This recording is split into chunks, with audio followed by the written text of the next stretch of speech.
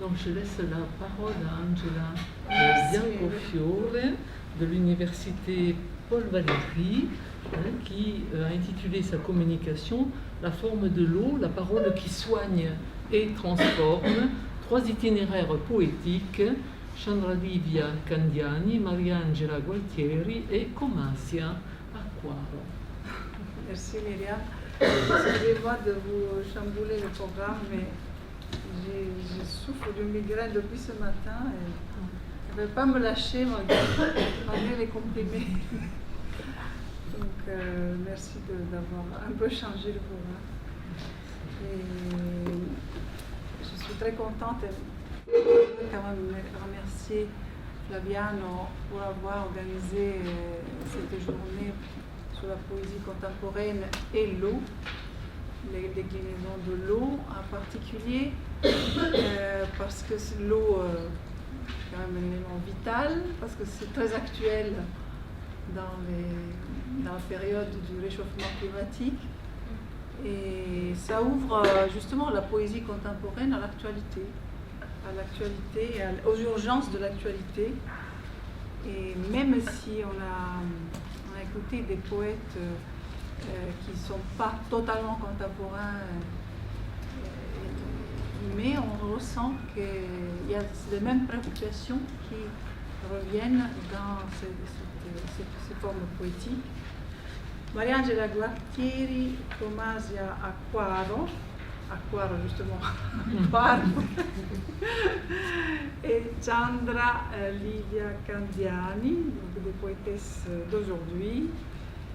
Et les ouvrages auxquels je vais me référer sont Bestia di Gioia de Gualtieri qui est paru en 2010, Chandra Livia Candiani e Fatti Vivo et surtout Comasia Acquaro, La luce che non muore, qui a été publié par nos soins en édition Le Vent, donc l'année dernière, avec toute une équipe de traducteurs qui a travaillé, cette équipe avec la poétesse Comasia Acquaro.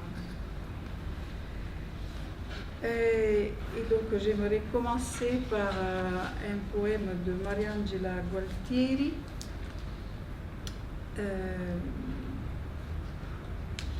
Il cielo messo sopra le teste, in una veste d'azzurro palpito, accolto dentro si bagna, penetra sottilmente in ogni poro del mondo, come alimento d'amore.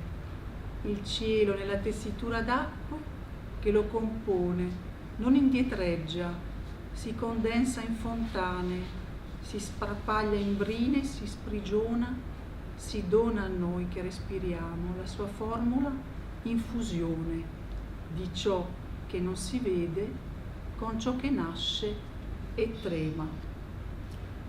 Ce poème est tiré donc du livre de Mariangela Gualtieri, Bestia di Gioia, et en particulier d'une section qui s'intitule Naturale sconosciuto.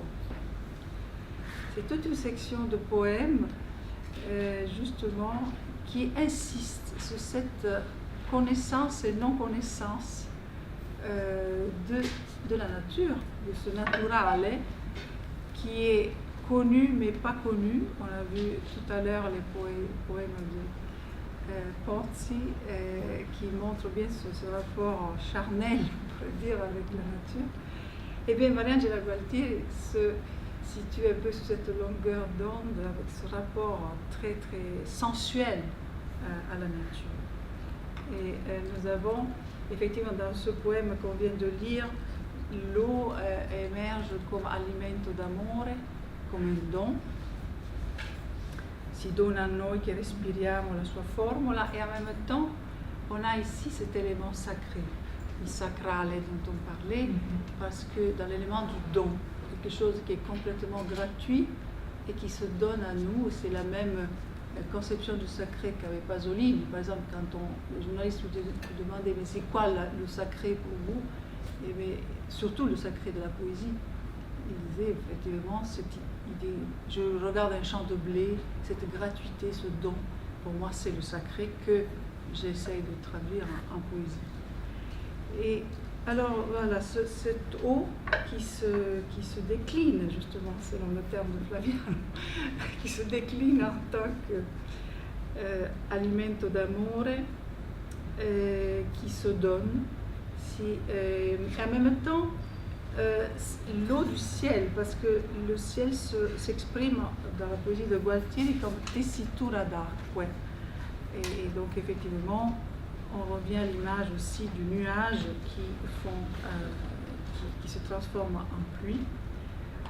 Et alors l'eau, ma lecture des poèmes des trois auteurs sera à mi-chemin entre l'éco-poétique ou l'éco-critique et la poétique cognitive qui commence vraiment à se développer, même si elle n'est qu'à ses débuts, on pourrait dire.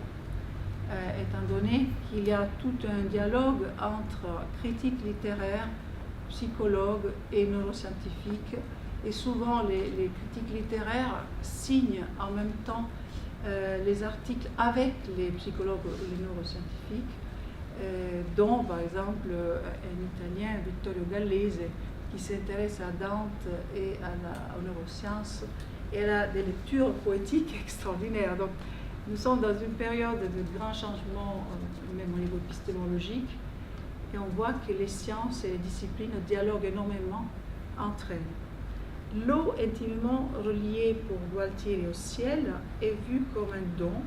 Elle pénètre les pores du monde, et le monde se présente comme dans sa porosité. Cette porosité qui permet aux membranes de communiquer constamment. En même temps, Gualtieri souligne cette perception subtile de la réalité, et on a parlé tout à l'heure de la poésie comme connaissance. Effectivement, ce travail poétique, cet itinéraire poétique permet aussi d'exalter et de mettre en relief cette perception subtile de la réalité dans l'écriture poétique, qui nous conduit donc vers une sorte de vision profonde, une vision essentielle qui montre les relations entre tous les êtres, donc une vision vraiment qui s'appuie sur l'interdépendance qui est à la base, bien sûr, de tous les écosystèmes. Alors, pour revenir à l'idée de porosité, il y a une philosophe américaine qui s'appelle Nancy Tuana, qui a parlé de cette porosité dans une idée dans une conception de new materialism, de nouveau matérialisme.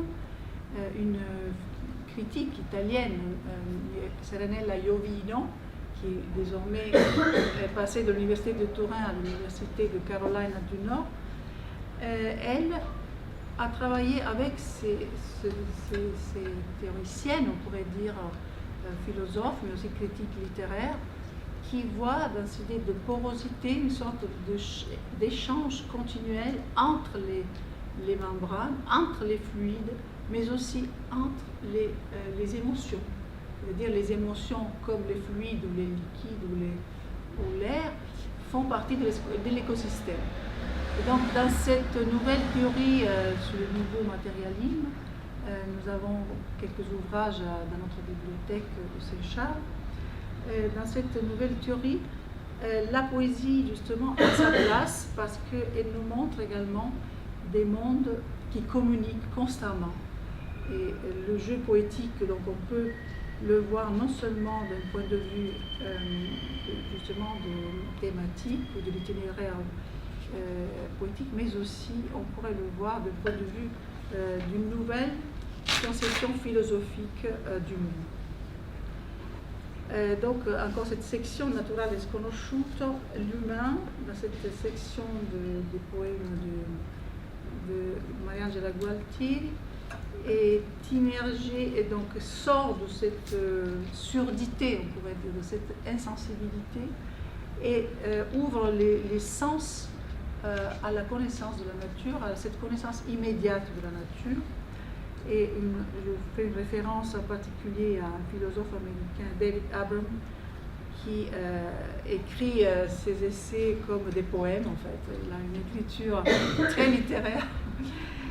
Et il appuyait justement sur la capacité qu'a l'écriture de pouvoir révéler le sensuel du monde, the spell du sensuous, le spell dans toute son envergure aussi sémantique. Et donc, comment on peut, à travers un nouveau regard sur la nature, lui il part en particulier de Merleau-Ponty, comment on peut dévoiler cet aspect sensuel et arriver à une communication immédiate. Et donc cette poésie qui peut revenir vers cette conversation continuelle avec le monde naturel. Il y a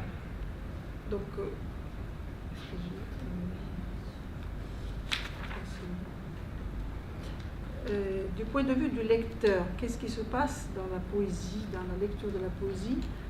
On peut voir la lecture comme un phénomène complexe, comme un événement psychique, on pourrait dire.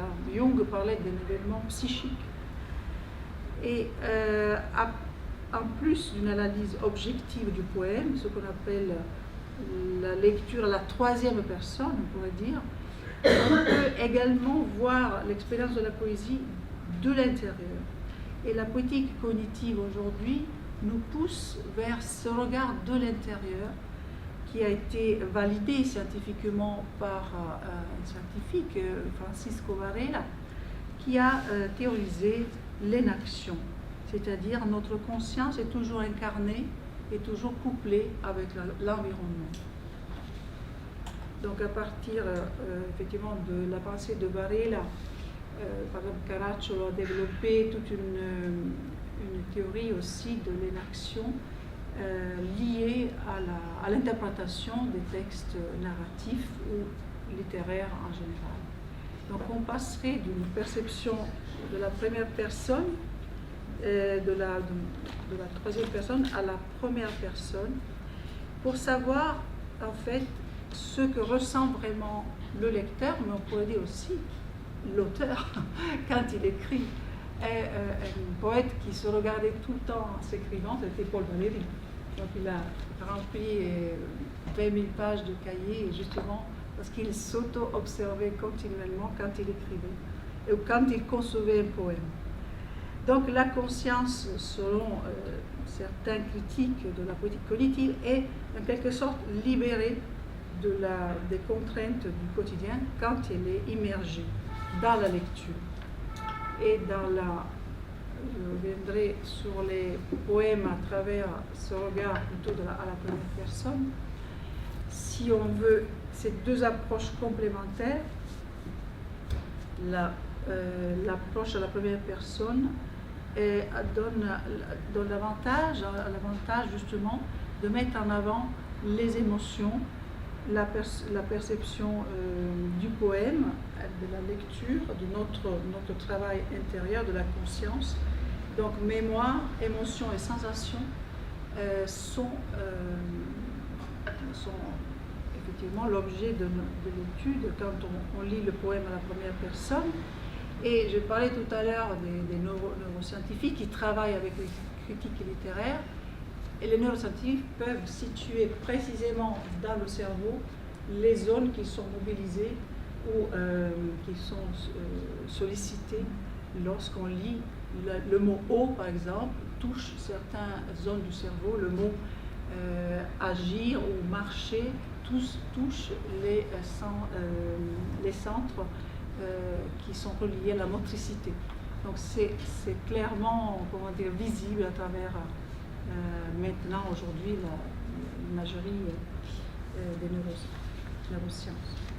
Alors, pour revenir donc au poème, du point de vue justement de cette perception intérieure, on pourrait lire un autre fragment de ce texte, de ce livre Bestia di Gioia, La nuvola piuttosto adoreremo, che è maestra di scorrerie per il cielo di alta impermanenza, ed esistenza senza peso, piuttosto la foglia che sa mollare la presa, o il sasso concentrato in un'intesa di ere, o le preghiere della legna col suo ardore di fuoco. Ce qui m'a intéressé dans ce poème, c'est « È maestra di scorrerie per il cielo ». Donc ici, la nuvola, donc une des formes de l'eau, on pourrait dire, est maestra, elle nous enseigne l'impermanence. Elle nous enseigne la continuelle transformation des éléments, qui fait partie de la nature. Donc, tout à l'heure, on parlait justement du contraste entre l'humain et le monde naturel.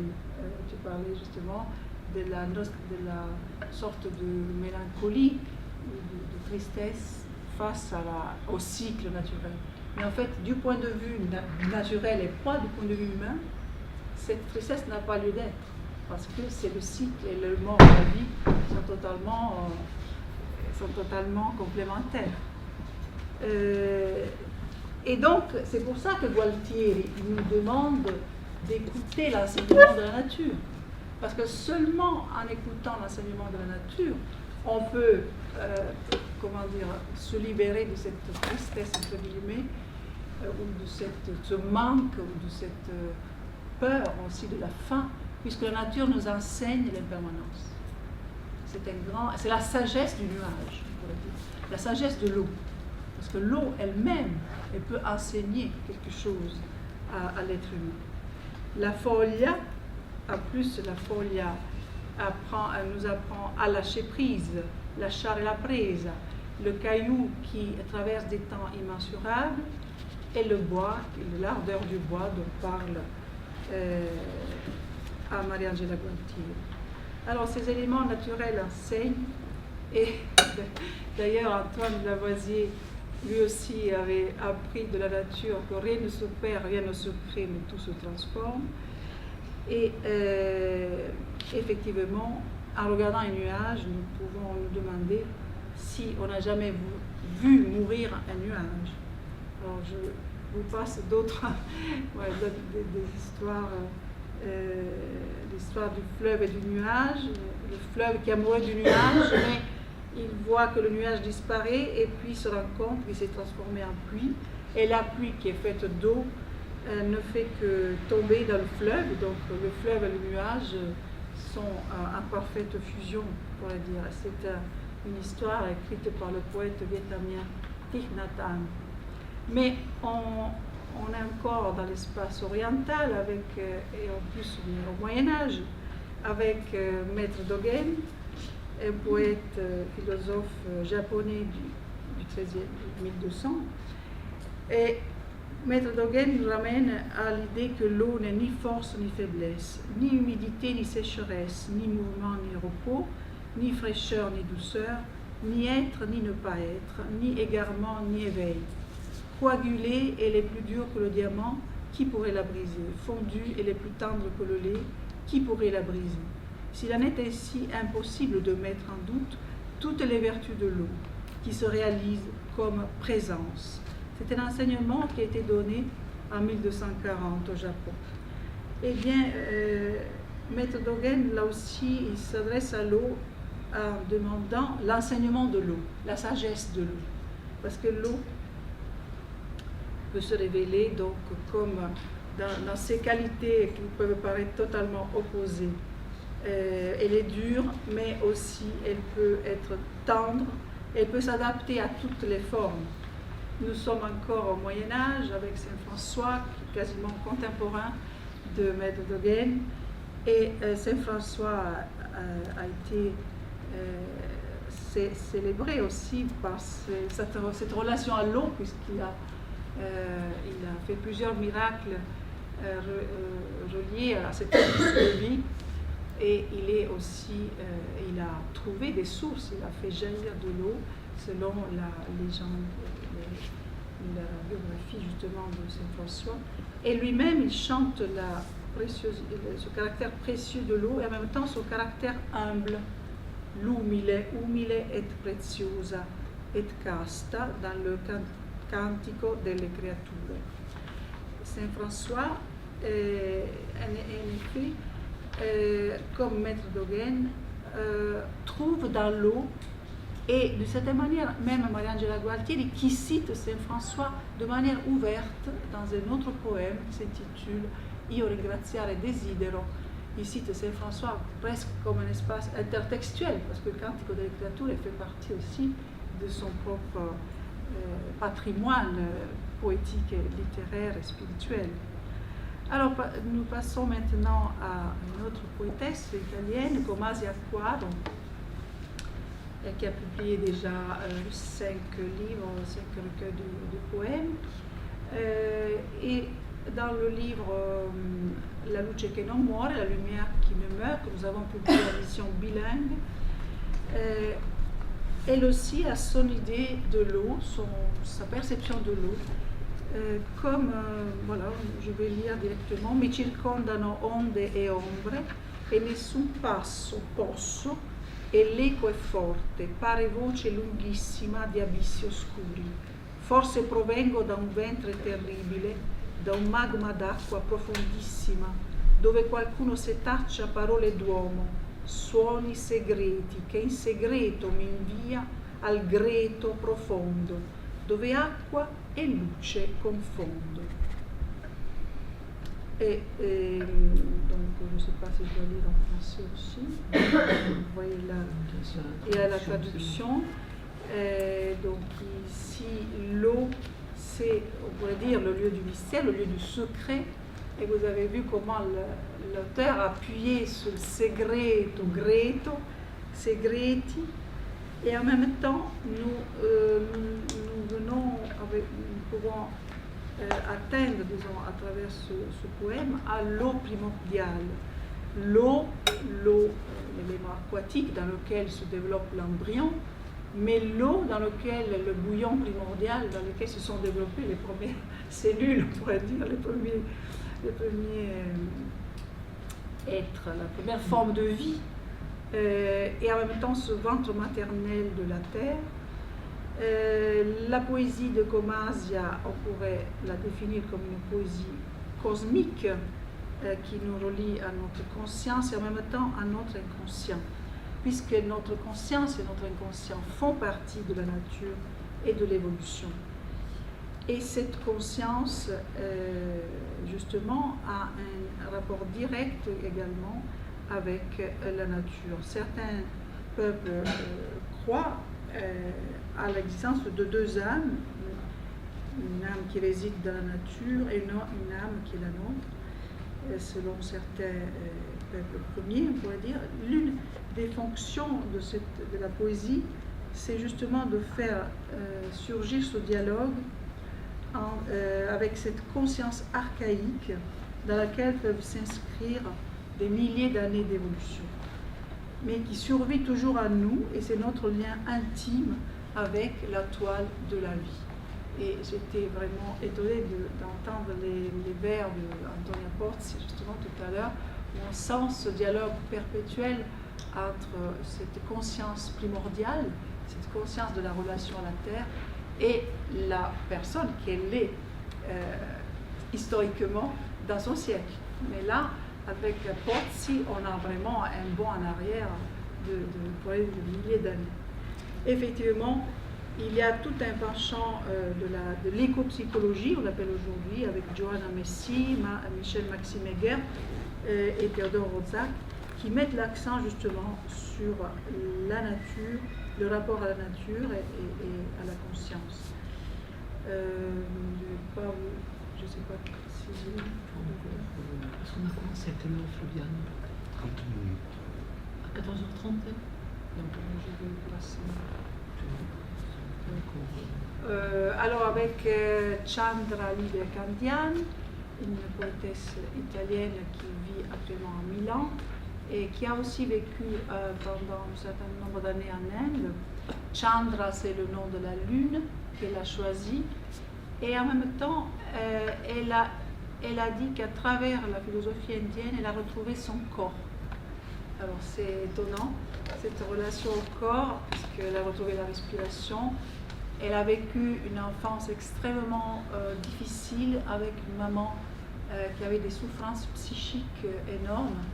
Et donc elle a vécu dans la terreur continue d'une violence ou d'un mot qui ne venait pas de sa maman. Voilà, c'était la terreur, elle n'avait plus de corps.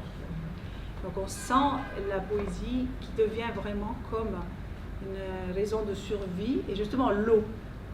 L'eau revient souvent dans la poésie de Candiani, c'est pour ça que je l'ai choisi, parce que c'est l'eau qu'on donne à boire. Cosa si vede, donc, il poème s'intitule La finestra, cosa si vede un vecchio da bere dal palmo della mano a una piccola pianta spinosa. Effectivement, l'eau, c'est vraiment la relation avec le vivant, mais ce vivant n'est pas comme dans la poésie de Gualtieri, Commenton. C'est vraiment le don de la survie, parce qu'elle est presque à bout de souffle et a besoin de cet élément vital, parce qu'elle se sent en péril. Donc on a une relation totalement différente avec l'eau. Et donc on a une relation à la cura, c'est-à-dire au soin, et cette idée du soin émerge vraiment dans la poésie de Candiani. Je vais lire rapidement le poème. Nel buio ossuto delle 11 di sera il coltello batte la sua lama contro il muro, cava il ghiacciaio e la bambina si denuda come piccolo pesce d'argento galleggiando sul buio. Siede al tavolo paziente, ricuce la sua pelle su ogni ferita una stella marina, la bocca bambina spaccata in più punti dagli ami delle parole. Contano le parole. À lei sono care. Et alors voilà, ici encore une fois, cet enfant qui est traumatisé, qui est en proie à des violences, il subit des violences psychologiques énormes, et elle transfigure, on pourrait dire, sa propre vision qu'elle a d'elle-même. Elle se voit, on pourrait dire, comme un enfant poisson, quand elle dit gli ami delle parole. Donc cet enfant, piccolo pesce d'argento galleggiando sul buio. Donc dans ce vécu traumatique qui émerge à travers le poème, on sent le travail de la poésie, travail de résilience, travail de réparer le vécu, les souffrances psychiques, et pour donner une autre narration de soi. Et ce qui est étonnant, c'est qu'aujourd'hui, donc on a les poèmes surtout de Acquaro, qui sont vraiment des poèmes où la littérature est vraiment reliée à la résilience. Et en même temps, en 2019, paraît le livre de Cyrulnik, La nuit, j'écrirai des soleils, où le neuropsychiatre parle de résilience, la littérature de la résilience. Donc, c'est le monde à l'envers. Le neuropsychiatre parle de poésie et il fait toute une liste d'écrivains qui se sont dévoués, qui ont trouvé dans l'écriture un instrument de résilience. Et les critiques littéraires, en même temps, s'adressent à certains neuroscientifiques pour comprendre cette vision de l'intérieur. Alors, je ne veux pas vous... Voilà, on va terminer sur la mer. On va terminer sur la mer, l'eau et les vagues. Alors, selon une ancienne parabole indienne, l'eau et les vagues, c'est l'unité dans la diversité. C'est comme si chacun de nous est une vague, on pourrait dire, qui a son moment de naissance, son apogée et sa disparition. Et la vague est produite par ce mouvement de l'océan qui lui donne une existence indépendante en apparence. De même, nous nous percevons en tant qu'êtres séparés, alors que nous pouvons saisir notre nature interconnectée, justement dans la vision de la mer. La vague qui naît, grandit et disparaît dans l'océan n'est jamais séparée de l'eau qui la constitue. Sa nature, la nature de la vague, la non-naissance et la non-mort. Et donc c'est une sorte d'invitation que nous font les poètes et les poétesses en particulier à recevoir des enseignements du monde naturel.